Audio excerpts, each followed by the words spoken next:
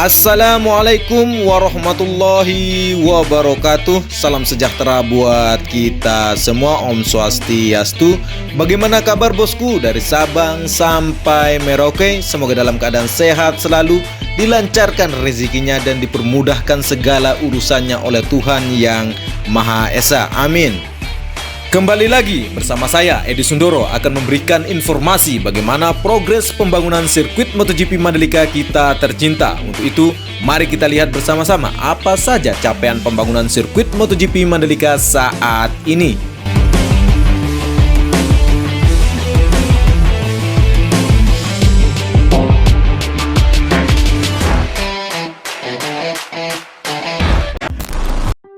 Kali ini saya akan mencoba mereview progres perkembangan pembangunan dari sirkuit MotoGP Mandalika dengan menggunakan materi video udara yang kita rekod bersama-sama pada tanggal 23 Desember tahun 2020 dengan teman kita yaitu Muhammad Ilham dan Jimmy Channel. Jangan lupa kepoin dua channel YouTube mereka bosku. Mari kita mulai mereview dari trek lurus, di mana aktivitas proyek terlihat masih dalam pemasangan drainase horotan tipe Racing High Cap seri T8300. Untuk area dari gravel bed atau tempat titik jatuh para rider MotoGP di trek lurus ini masih belum dihamparkan. Terlihat area gravel bed sudah selesai pengerasan agregat tanah tahap ketiga, dan di sebelah kiri dari trek lain sudah terpasang drainase horoton tipe kedua yaitu Vaserfix Super 100. Selain itu, pemasangan pipa optik atau instalasi listrik di pit line sedang dikerjakan. Di drainase induk pertama sedang dikerjakan pula dan sudah mendekati pit line dan beberapa hari ke depan akan rampung pengerjaannya.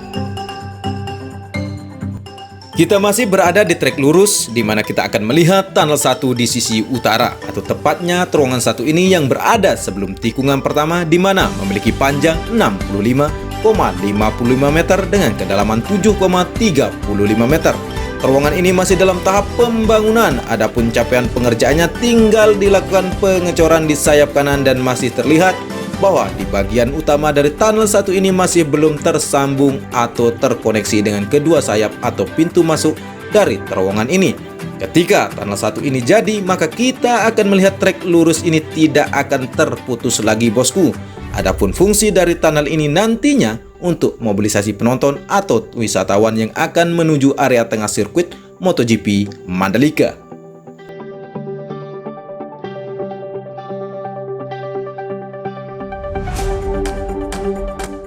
Dan masih di trek lurus dekat tikungan ke-1 bahwa sudah rampung pembotonan drainase induk kedua ini. Terlihat tinggal dilakukan penimbunan sampai rata hingga kerataannya sama dengan agregat tanah tahap ketiga di trek lurus ini.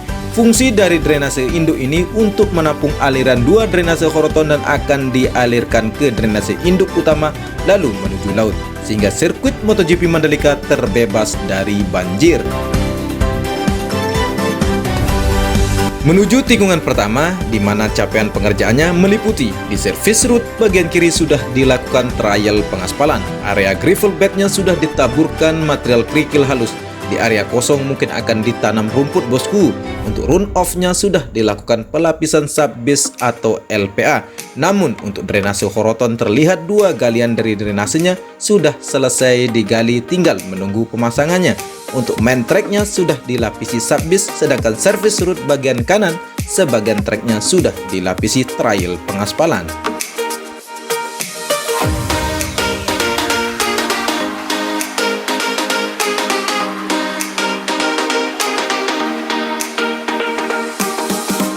Untuk drainase induk ketiga yang berada dekat tikungan kedua sudah selesai pemasangan beton dan sudah siap dilakukan penimbunan, sehingga ketika selesai dilakukan penimbunan maka lintasan trek ke-1 mampu tersambung dengan tikungan kedua.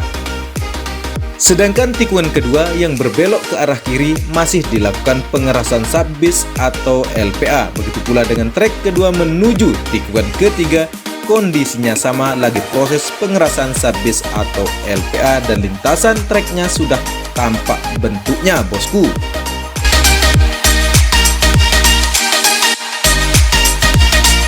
Di antara trek ketiga menuju tikungan keempat masih terputus bentuk lintasannya, alias antara trek ketiga dengan tikungan keempat belum terkoneksi.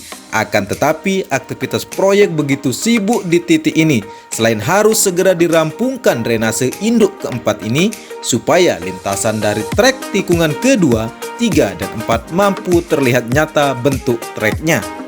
Kemudian di trek keempat menuju tikungan kelima, capaian pembangunannya meliputi di bagian kanan dari service route-nya sudah dilakukan trial pengaspalan. Area run-off-nya terlihat sudah dilakukan lapisan subbase atau LPA. Area gravel bed-nya sudah dihamparkan terpal dan sudah sebagian dihamparkan juga material kerikil halusnya. Sedangkan untuk main track-nya masih sebagian yang sudah dilapisi subbase.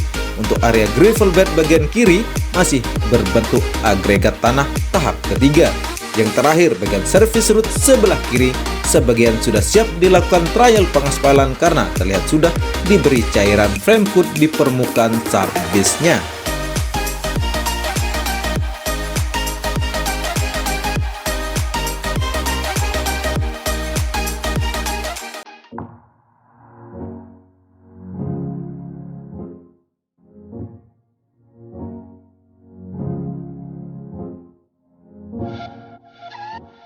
Selanjutnya menuju tikungan ke-6 dan ke-7, di mana trek ke-6 menuju tikungan ke-7 kondisinya seperti ini bosku, di mana service route bagian kiri sudah dilakukan trial pengaspalan. Area gravel bed sebelah kiri dari main track sudah dihamparkan material kerikil halusnya. Untuk main tracknya sudah dilapisi subbase dan sebagian dari main tracknya juga sudah ada yang dilumuri cairan frame coat. Area run-off sudah tampak di subbase dan service route bagian kanan sudah sebagian di trial pengaspalan.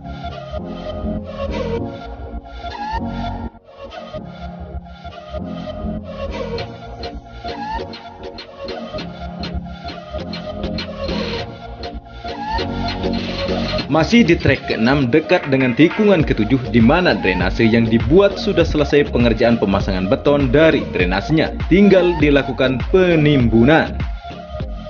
Dan kita menuju tunnel 2.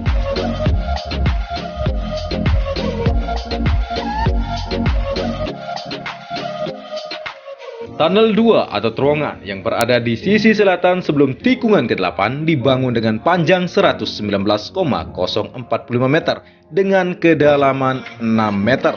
Aktivitas proyek terlihat di sini di mana capaian pengerjaan meliputi sudah tuntas pengecoran dari atap terowongan. Namun di sisi sayap kiri masih belum dibangun, akan tetapi di sayap kanan atau pintu keluar sudah diselesaikan, akan tetapi juga masih terputus belum terkoneksi dengan terowongannya. Perlu diketahui bosku bahwa terowongan kedua ini lebih panjang dari terowongan ke-1 di trek lurus tadi.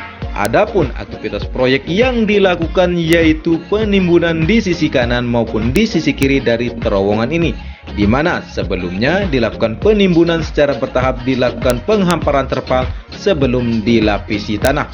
Terowongan ini tidak akan ditimbun bila tidak terkoneksi terowongan dengan kedua sayap dari terowongan itu sendiri bosku. Sedangkan untuk trek ke-8 masih dalam tahap pengerasan agregat tanah tahap ketiga, dan kita lihat di sisi kiri dari trek ini masih dikerjakan pengerasannya. Dan kita bisa lihat bersama-sama tahap pengerasan agregat tanah di trek ke-8 ini sudah hampir finish bosku. Dan di trek ke-8, service route bagian kanan sudah dilapisi subbase atau LPA. Untuk trek ke-8 menuju tikungan ke-9 masih belum tersambung karena masih banyak yang perlu dilakukan seperti perataan bukit yang tersisa sehingga belum mampu terkoneksi dengan tikungan ke-9.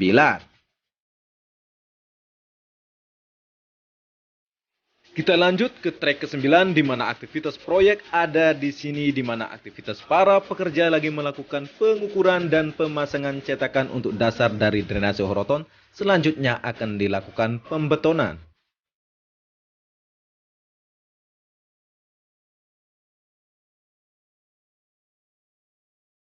Kita lanjut menuju tikungan ke-10.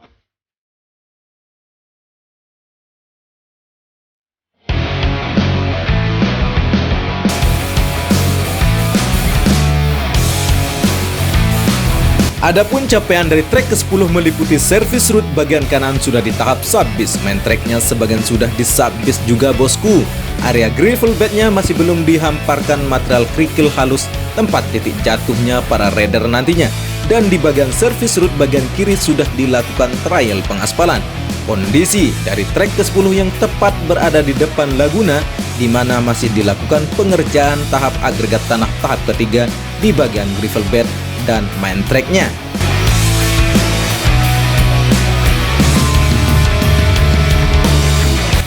Selanjutnya kita menuju tikungan ke-11 di mana aktivitas proyek di tikungan ke-11 di bagian servis root bagian kiri sedang dilakukan pengerasan agregat tanah tahap ketiga.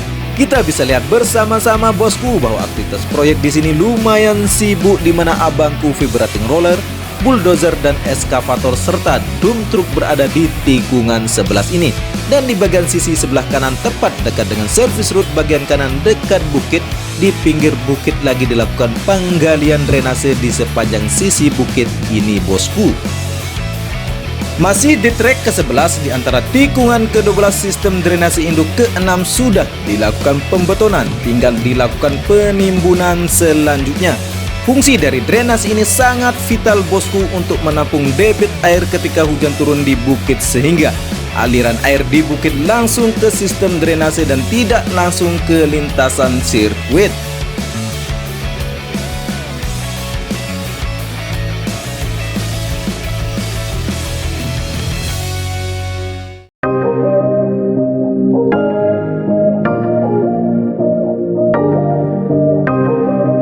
Masih di trek ke-12 di mana keberadaan drainase induk ke-7 yang menghubungkan trek ke-12 ini menuju tikungan ke-13 sudah selesai pembetonan, tinggal dilakukan selangkah lagi penimbunan sehingga trek ke-12 menuju tikungan ke-13 ini tampak lintasan dari treknya.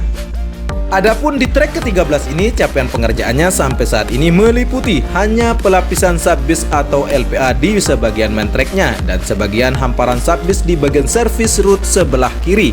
Secara keseluruhan sudah selesai pengerjaan agregat tanah tahap ketiga di trek ke-13 ini, tinggal dilakukan tahap selanjutnya.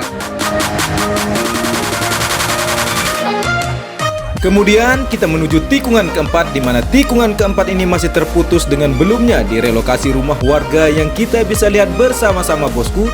Di tikungan ini masih terlihat rumah penduduk tinggal dilakukan relokasi ketika rumah yang disediakan ITDC sudah selesai dibangun. Kemudian di tikungan keempat ini ada pembuatan drainase induk ke-8 di mana kondisinya tidak ada aktivitas proyek. Capaian pembangunannya sudah dilakukan penggalian. Selanjutnya menunggu tahap konstruksi pembangunan dari drainase induk ke-8 ini. Di trek ke-14 menuju tikungan ke-15 terlihat hilir mudik dari dump truck membawa material tanah gunung dan beberapa alat berat juga berada di sana, seperti vibrating roller dan bulldozer yang lagi melakukan aktivitas pemerataan dan pemadatan dari trek ke-14 ini. Tapi masih di tahap pengerasan agregat tanah di bagian service root, run off dan gravel bednya. Dan kita menuju tikungan ke-16 di mana capaian pengerjaan di tikungan ke-16 ini sudah mencapai sebagian dari servis rootnya. Di bagian kiri sudah dilakukan trial pengaspalan. Di bagian gravel bednya masih tahapan pengerasan agregat tanah. Di main tracknya sudah terlihat bentuknya sebab sudah dilapisi subbis atau LPA. Untuk area run off-nya masih kondisi agregat tanah bosku.